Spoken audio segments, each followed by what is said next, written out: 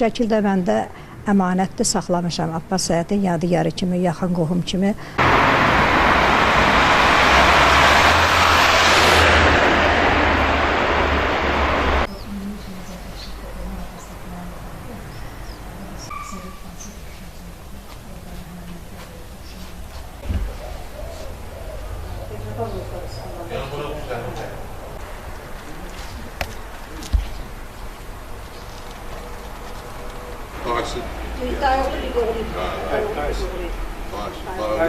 Dayısın.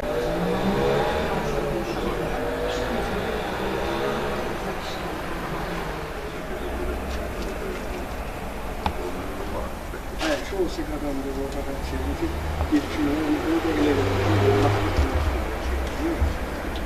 Hüseynova Səidə, Əlmuxtar qızı, Abbas Səhhətin yaxın qohumu, babamın xala nəvəsi idilər babamla. Bilirsiniz ki, hamıya bəllidir ki, 1918-ci ildə Azərbaycanda soyqırım oldu, mart qırımı ermənilər tərəfindən. O vaxt bütün Şamaxı əhalisi, əksəriyyəti, deməli, piyada, atla, dəvi ilə, nəyinəsə gücü çatan gələnlər bura pənah gətirdilər ki, əmin-amanlıq yerdir, sakitlikdə yerdir. O cümlədən də bizim böyük şairimiz Abbas Səhhətdə ailəsi ilə birlikdə Sabirabada pənah gətiriblər. Amma yolda onları, deməli, o vaxtı qadınlar özlə evdə qırqızıllarını taxırdılar. Yolda bunların, qırların, qızılların, nəyələr vardı üstündə hamısını soyublar, alıblar. Bir əllərini paltarı ilə gəlib çıxdılar Sabirabada. O vaxtı da Sabirabad hələ Sabir adını daşımırdı, bilirsiniz. O vaxtı Petropavlovka adlanırdı bura. Gəlib çıxıblar bura. Burada da indiki yaşadığımız küçədə Heydər Həmidov küçəsidir. Onda ad yox idi hələ.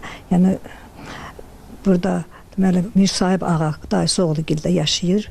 Bir neçə ay, 4 ay kimi burada Mirsayib ağa gildə yaşayır. Bildiyimiz kimi, deməli, Abbas Səhhət Azərbaycanın ən yaxşı şairlərindən biridir. Ara sakitləşəndən sonra, deməli, dayısı oğlu Mirfazil ağanı oğulluğa götürdü, böyük ağanı deyib ki, gedin, xalqıma xidmət eləyəcəyim ən yaxşı əsərim Şamaxıda qalıb. Gedin onları gətirin. Gedib görüblər ki, ermənilər yandırıblar. Elə o yanıq xəbərini eşidəndən sonra Abbas Səhhət 18-də bu misraları yazdı. Biz əgər olsaydık ayə-i Quran-ı olmaz idi belə avarəyə sərgəşdə vətən. O da nə demək istəyir? Quranda Əl-Maidə surəsinin 51-ci ayəsində Allah Taala buyurur ki, ey iman gətirənlər, yəhudiləri və xaçpərəstləri özünüzə dost tutmayın. Yəni biz deyir, ermənilər özümüzə dost tutdu, evimizi verdik, həyat bacamızı verdik, dostluq elədik, amma onlar bizə qarşı bu cür xəyanətkarlıq elədilər. Bu da Abbas Səhhətdir, yeganə qızı olan Rüqiyyə Sultanlar foto şəklidir. Mən də yaxın qohumu kimi yadigar saxlamışam. Abbas Səhhət deməli buradan Gəncəyə gedirlər. Gəncədə Abbas Səhhət dünyasını dəyişir. Sonra ailəsi də Şamaxıya qayıdırlar ayrıdan. Şamaxıda elə ardıcıl yatalaq xəstəliyə tutulduğuna görə qızı da, ailəsi də hamısı ardıcıl dünyalarını dəyişirlər. Bu şəkildə sizdə? Bu şəkildə mən də əmanətli saxlamışam. Abbas Səhhətin yadigarı kimi, yaxın qohum kimi əbədi saxlamışam. Rüqiyyə Sultan. Rüqiyyə Sultandır, bəli. Anasının adını qoymuş. Anası özü də Şamaxıda ən yaxşı, deməli, həm Mərsiyə xan olub, həm də anası da yaxşı şeirlər yazıb.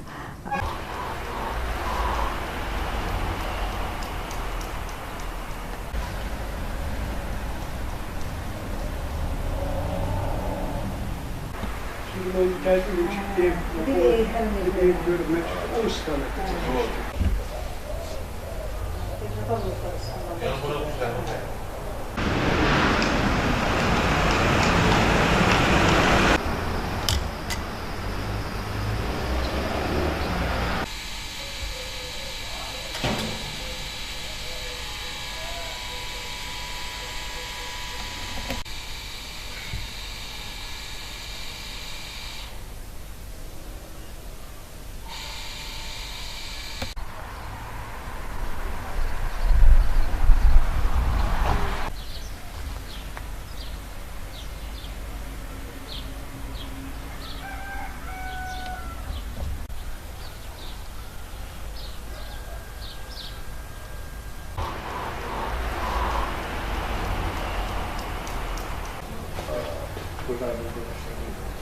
Burada da büyük bacım burada.